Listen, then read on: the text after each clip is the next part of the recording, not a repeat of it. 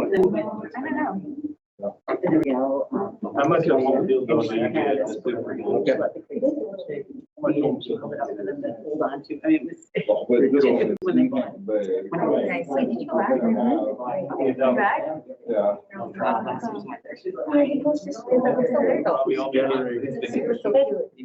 Okay, it is 4 o'clock. I'd like to call the meeting to order.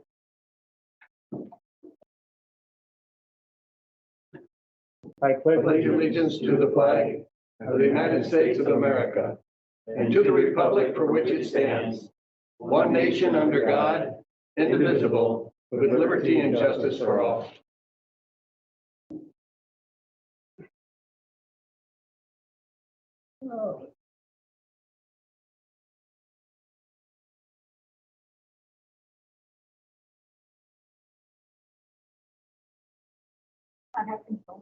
I don't think I have control. I've never had control, really, but I'll log back in.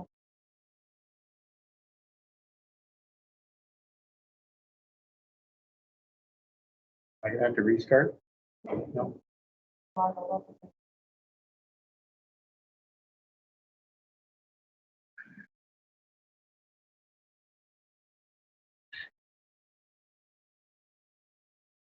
Well, we'll just do it this way. Reading of the mission statement. The mission of the Marshall Public School District is to educate, support, and prepare all learners for success. Thank you. Approval of the agenda. Do we have it on? So moved. I'll second. Any discussion? Would like to add, Mr. Chair, one item to the agenda this evening. I'd like to offer a tour to the Southview Elementary site at the end of the board meeting before we adjourn. I'll Any board second members that. want to come?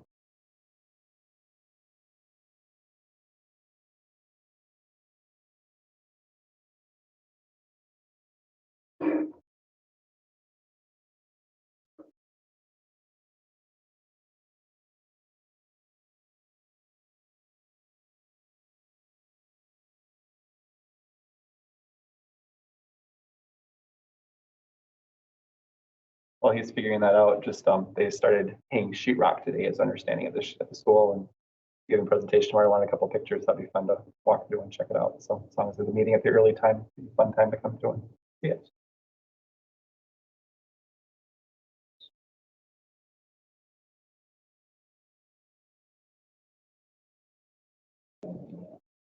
Okay, I have control for 30 minutes. Is that? Okay, any other discussion on the agenda? Not, we'll vote, please.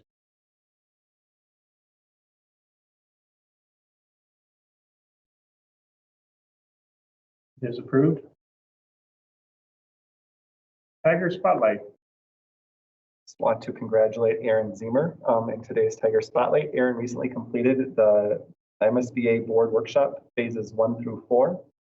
Just wanted to say thank you for your commitment to the students and staff of Marshall Public Schools.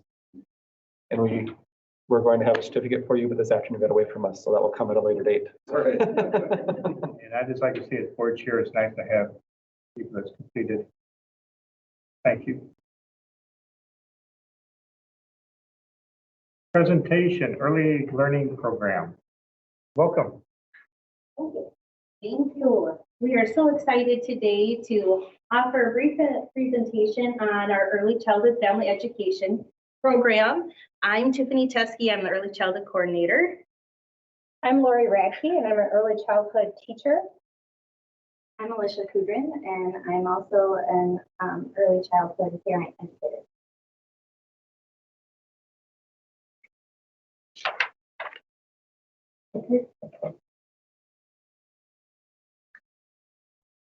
So in ECFE this year, as in the rest of the schools, we all were growing to meet needs in the pandemic. We also started virtual classes. Lori and her daughter McKenna, who has also become a teacher, put together a great Google Slide classroom that we used to connect last spring with our families, where they could go on and find books that would be read to them, activities to do, and then we would also meet live via Teams with our families, parents, and children. Those children 5 and under, you know, they're not supposed to have a lot of screen time, and their attendance or attention span looking at a screen was always interesting, but it was a fun look for us to see into their homes and to meet them where they're at and have a little time. Circle time still usually would go okay. Parent talk time usually didn't happen because they'd have to start chasing and doing different things. But we made it work. And we've still used our virtual classrooms. We switch them for every time when we had our snow day. We sent something out to them via that and also met with teams. So that was a wonderful way where we could still be meeting that younger population. We also started doing grab and go classes where we would meet for just a short time and they would go home with a box of different things that they could play with at home. Our classes this year have been smaller due to the recommendations. And we were also forced to meet out in the community. Our ECFE classroom was already host to 2 different preschools. So with not wanting to have another third group into that classroom, we started meeting at Liberty Park, at Patriot Park, at the fire station, and different locations throughout town, which actually it's turned into like a really neat way to meet families. But they were ready to be out and they were ready to see other families and to have their kids play with other kids and to learn the things that we were presenting in each of those classes. So those are some of the pictures of our virtual classroom there and some of the things that they made and take. That was by Thanksgiving with the Macy Day parade. They got to make their own little kind of balloon.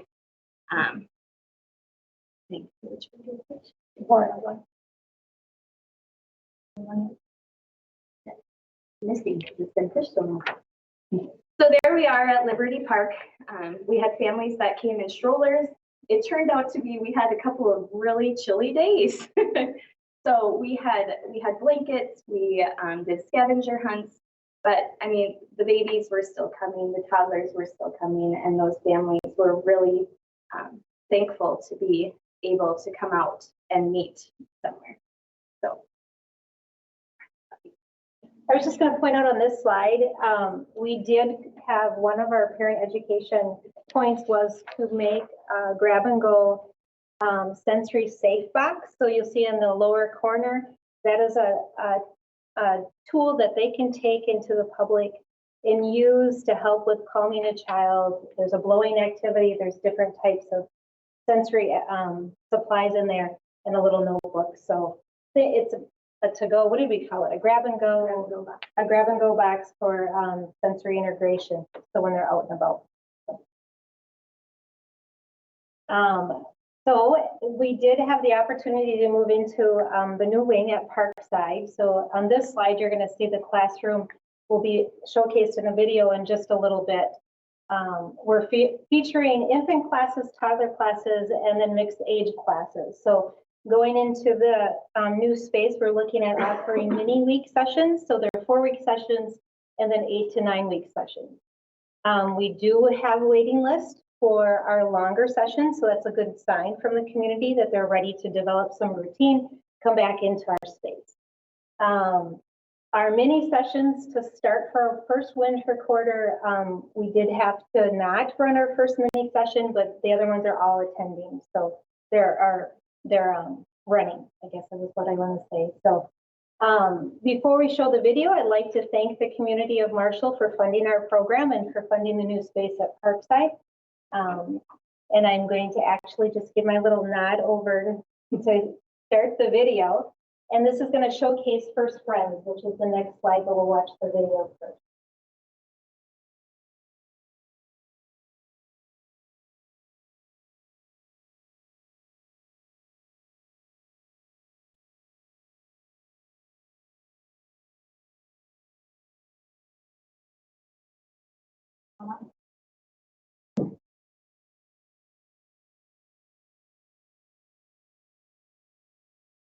While she's getting it ready, I'll just quick say we have a nice mix of families who are coming back, some that are past participants, and then also new participants that have never been to a class before.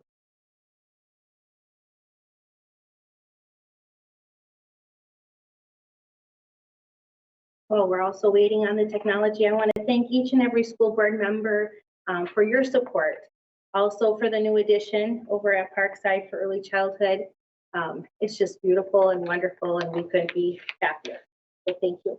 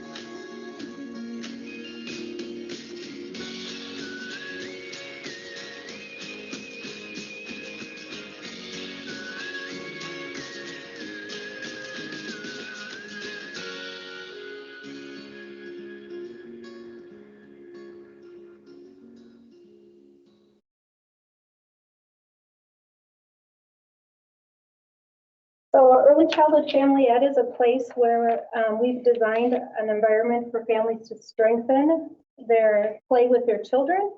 And it's based on research-based for parent education and for early childhood education. So with that, we're going to move on to the next slide. Oh,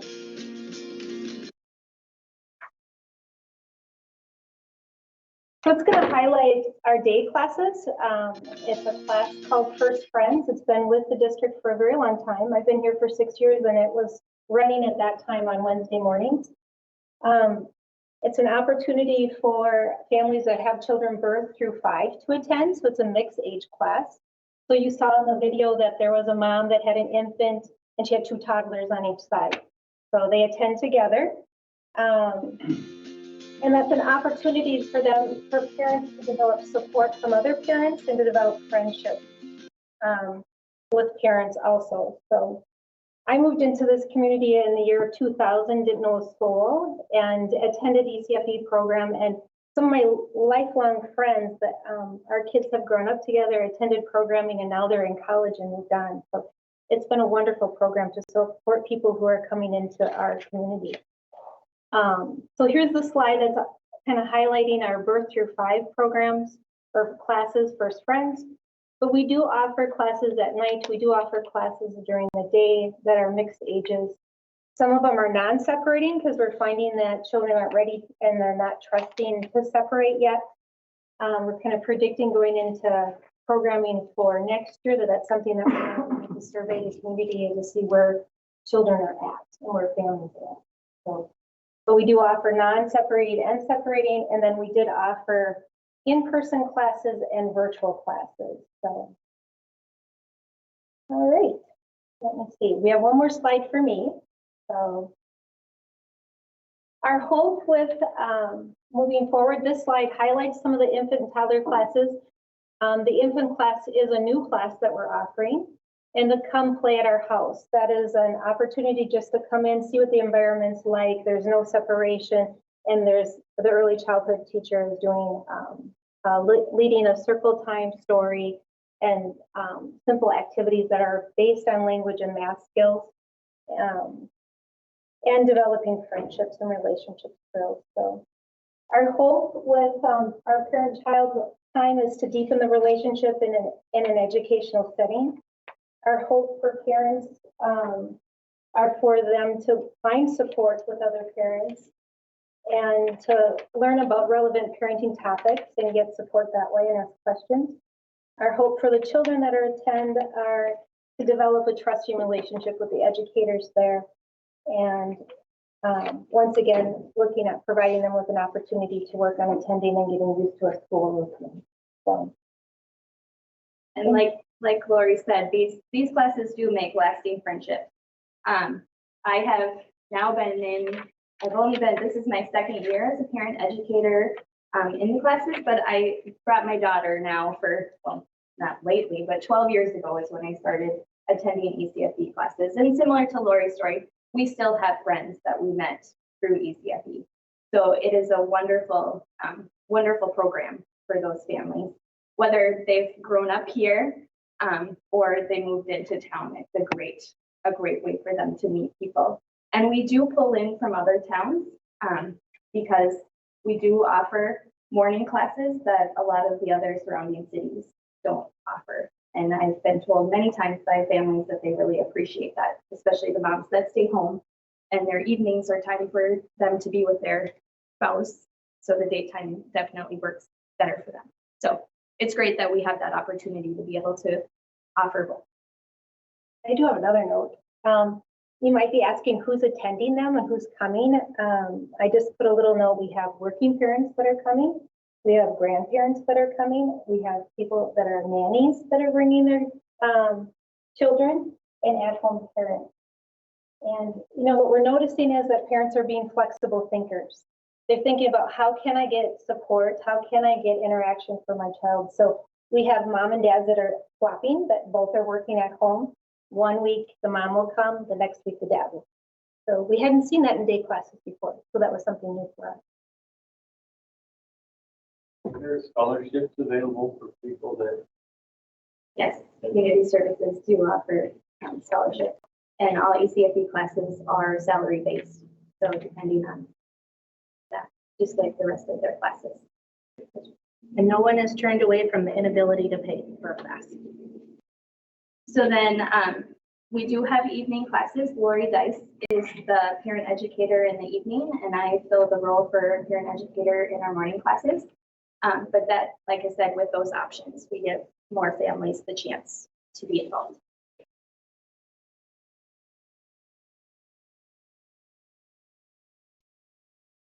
I have the next slide. With the handout that we gave you, we just would love to invite you all to come to an ECFE class and see it firsthand.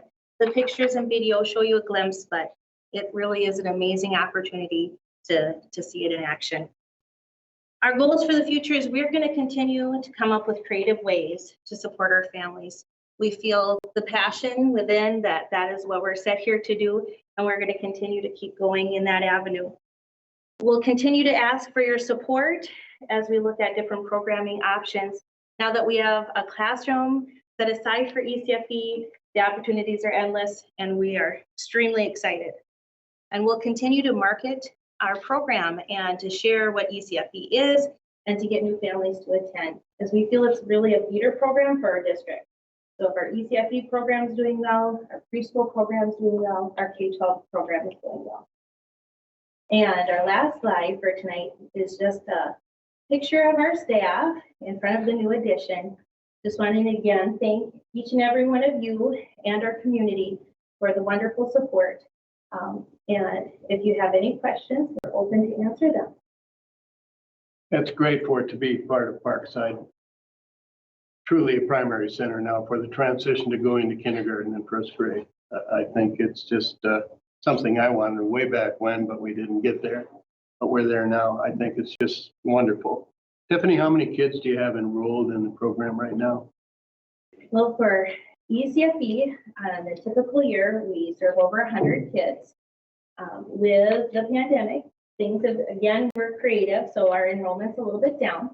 But for our preschool sections, we've been able to offer pretty much face-to-face every day that we've now had distance learning, because we took our enrollment from 18 to 15 in our rooms, and everybody's been coming their scheduled days, and it has been an awesome opportunity for our students.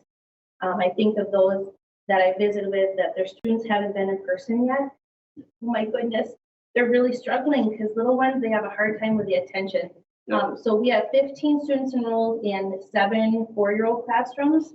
And then in our 3s classroom, our enrollment's a little bit less. We have 13 in 4 sections. That's a good number. Yes. It's a great program. It's great for parents. It's great for the kids to get them off to the right start. So thank you very much. And my 2 granddaughters went through it when it was way back at Eastside School. It's a great program. You have the board's total support. Board members, any other questions? Thank you, guys. Thank you. Okay, thank you. Appreciate your leadership, Tiffany. Well, thank you. Thank you. Moving on to our consent agenda, do we have a motion? So moved. Second. Any discussion? Just share with the summer school positions. We're excited to get started with hiring those. And just as we get more planning with summer school, I anticipate we might have some additional programs or something as we look at how to best meet some of those needs and cover learning gaps for this year. Very good.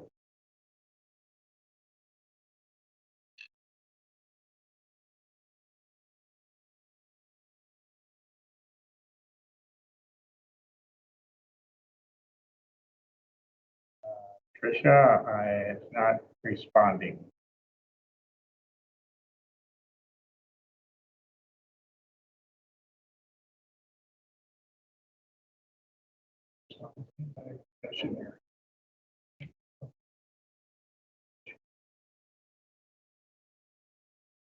I didn't do it really. Why is it good? I know. Matt, no.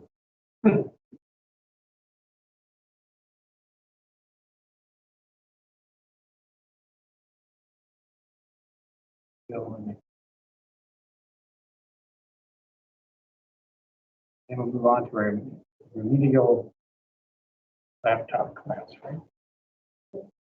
Yep, you're right. But everybody's voting. All right, thank you. We'll go ahead and vote now, please. It is approved. Board forum, board members? Just a couple things. Bond Oversight Committee did have a meeting last week. The buildings continue to be moving along great. As Jeremy mentioned, we're going to do a tour of the one building tonight. Everything at Parkside's almost done. There's a couple punch items. Everything seems to be on target with Southview, and it's really neat to see the big changes going in, and things are coming in really well. On another note, the childcare people are meeting. There's been a number of things happening on that front, a number of different groups meeting. So I think that there'll be a lot of information at the next board meeting on that. And then as an aside, I'm not sure if anybody saw in the city council minutes last week, the city council did approve a standing diversity, equity, and inclusion committee. I was involved in that as a volunteer in terms of the creation, and I have agreed to serve a term. Actually, I'll be serving a couple-year term on that. I really hope it doesn't have anything to do with my role as a school board member. It's separate from that, but I do hope that within our district's concerns for diversity, equity, and inclusion, that I'll learn a lot to be able to bring back. And I think it's really great for our community. So I just wanted people to be aware of that as well. The community services, from the community services board, you might have seen the city brought up the new aquatic center possibility again. So they're starting to, that was 2 years ago. We started talking about that, and then things happened that it kind of fell by the wayside, but now they're going to talk about it again. So we're going to start reviewing new plans for new aquatic centers. Would that be a bond referendum? Yes. Will be I have a scheduled children's collaborative meeting latter part of this month, so I'll report in March where we're at with that. Very good. Moving on to our discussion items, return to learn update. I'm just excited to share that we have a plan for returning everyone to full face-to-face. Maybe not quite as quick as we'd like to do it, but we have some guidelines from the state we're putting together and following with that. So announced to families, the announcement went out Sunday evening, and staff we talked to on Friday and kind of give them, after all the committee groups and all the different discussions about it, I'm excited about the plan. Right now, the plan is it's going to involve this rolling start. So we have, we're limited to grade levels per building. So to make that happen, we're looking at grades 5 and 6 at the middle school and 9 and 10 at the high school to start with. That'll be February 16th. We'll bring those 2 grade levels for each building back. And then 2 weeks later, we can bring the others. So on March 1st, we'll have 7th and 8th grade at the middle school and 11th and 12th grade at the high school. And we'll have everyone back in school full face-to-face by March 1st. So very excited about that. A couple notes to kind of go with it is there were some questions when we're bringing 5, 6, 9, 10 back. 7, 8, 11, 12 stay in the hybrid that they're currently in. So those are just follow the same model they're in right now. Learn at home remains an option, so families can still choose that if that's still where they're at, if they have that need. So we'll work with families around that. And just some of the conversations we've had with bringing back, I think there's going to be this sense of normal and people are going to feel very comfortable being back in school, I think for the most part. Masks aren't going away and some of those other guidelines and stuff are still going to be there. So we'll do some educational pieces with the schools around that. We've talked even with the PBIS teams around encouraging that positive use of the different mitigation strategies, because following those we know are going to be what keep us back. We're really hoping to be able to stay there when we get back to this full face-to-face. So that's something we'll roll out over the next couple of weeks. We able to distance in the classrooms when we have the full group back? That's a good question. No, we will not be able to maintain 6 feet with that. That's why we didn't do it to start with, but that's part of the approval of getting this plan is talking with MDH and public health, and they understand that, and that's okay. That's part of the return plan, knowing we won't have 6 feet distance. They say maintain as much as you can, and that's why we still need the masks and that kind of stuff. That's a good question, Bill. So some of the things because of that, they're going to look different is right now we're not using lockers like at the high school. We haven't had it because they're bringing their things to the classroom, and it's the locker banks. We think about that congregating in that one area. We've talked about everyone back in the buildings, those extra chairs where people are throwing their coats and things right now won't be available because there's going to be a kid in every desk. So we'll probably have to open locker banks up and just work around some of those, how we're going to manage that crowd control in some of those spaces. The other thing that will be different is when we go to the lunchroom, masks obviously have to come off to eat. So to make sure we have room. Middle school, I'm not as concerned. We have a big cafeteria and the way the lunch schedule works out, really, the kids are spaced out. When I walk through that and look at that, they're spaced out really well. High school, the cafeteria is full, the way the lunch schedule works. So we're going to be adding some extra tables and chairs, probably down in the fine arts lobby area, and create an additional seating area for lunchtime there. Some other little minor things that we'll do, but some time to Will work the that kids out. at the high school, like they did in the past, be able to go to different spaces to eat, or do they have to eat in the cafeteria? We don't have the hour-long lunch running right now, so Okay. the classrooms aren't available like they would have been in previous years. So that's why we're creating that extra spots. It's just for lunch, and we won't My be ninth changing the grade schedule. granddaughter told my senior granddaughter, her sister, that I get to go back before you do. I know it's caused a bit of a battle in my house as well, but they told them I can't make plans based on what's best for my children. It has to be what's best for the district as a whole. So yeah, 5, 6, 9, 10, and 7, 8, 11, 12. And that's barring any changes, should there be any changes. So a couple meetings yet this week from MDE, and should there be any changes, then if we're able to move it up, we would move up to doing everybody on the 16th. But right now, it's just not an option So for us. are area districts in our county doing the same? Everyone's plan looks a little bit different, and with that rolling start, it's 3 grades per building. Yeah. So it depends on how their buildings lay out, that Okay. kind of thing too. So everyone's on track to be back full face-to-face soon, but everyone's dates look a little bit Okay. different. Yep. Something kind of along those lines I want to mention too is there have been questions about the return to play as well with the facilities uses for the gyms and what we're doing there. Right now, we've said, and this was maybe early January, Deanne, we talked about it, but we talked about for community service groups and other youth organizations that use our spaces a lot. We've allowed practices. We've said that the athletes have to be from our community, just trying to limit those pods of kids intermixing. We've said no out of town teams allowed to come in and play, and no spectators for those games, just kind of sticking within there.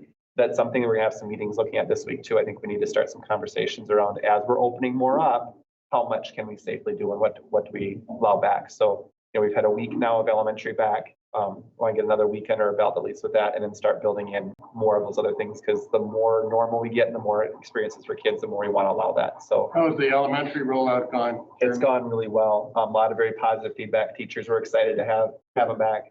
I heard a lot of positive things just kind of walking down halls and stuff too. Kids excited to be back, and it's kind of a sense of relief maybe in some extent. It feels right to be back. Good. So any other questions that you guys have around either the return to play or the return to learn or Somewhat related, Jeremy, the middle school has been a vaccination site. Can you speak to how that site was chosen and whether or not we had any say in it and, Yeah. you know, Yeah. why or why not? So the state, I got a call from the state probably 2 weeks ago, and they just said they selected centers. Really, it was the towns that have a service cooperative in town, because the service co-op kind of helped manage some of that. So there were 7 centers plus Metro across the state, and they said, we're gonna use these as pilot sites for the vaccinations. It was just over 1,100 doses that each of those sites got over the 2-day, or it was 3 days at some locations because of the numbers in Lyon County and how it worked out here. It was 2 days here. And they basically said, we want to use your site. The advantage for us, the end of the day, some of those days, there were some extra doses or some unused doses in the day. So the perk for us of being the host site is we got to help fill those spots. So we had a waiting list and we could call some of our people in. So I would guess we've got 100, 150 maybe of our staff vaccinated right now, which has been good. Some additional opportunities coming up the next couple of weeks that will be outside of that vaccination site here. Really, it was the MDH, MDE, the National Guard helped manage it.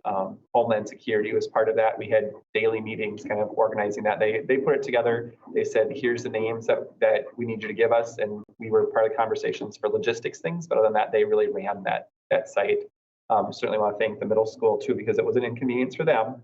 The FIED and health classes were misplaced for those 2 days, but the benefit overall to the community we thought was worth making that happen. I went through it and it flowed very smoothly. They did It a was nice very job. well organized. Yeah. This week, we don't have any scheduled clinics on site. Starting next week, we'll have 2 weeks of 2 days each, a Friday, Saturday, again, just like the last 2 were. And there'll be the second doses for those people that went through the first ones. So, yeah, we didn't have a lot of choice in the matter, but Commissioner of Ed calls and says, we want to use your site. But yeah. I have a question. Yeah. For the high school lunch and how you guys are changing the tables, is this still going to be like a 2% limit? Yeah, and the reason is when you're taking the mask off, we gotta make sure we're maintaining that distance at lunchtime, even if we're not at other times. The only way we can do that is limiting to 2 people. And I know Mr. Jones and I talked about that quite a bit. And our desire to say, let's let 3 or 4 people even sit at a table, but we don't have the distancing and we want to stay back as long as we can. So we're gonna stick to 2 for right now and add the extra tables. Also a question about the lunch. It's gonna be in the fine arts room, so it's gonna be like by, the theater and that, isn't the band class in there at that time? Probably, yeah. Yeah, it'll be loud. Yeah. Yeah. Maybe we'll say the freshmen eat out there. I don't know. But at least Spencer, you can't have lunch with your 3 girlfriends, just one.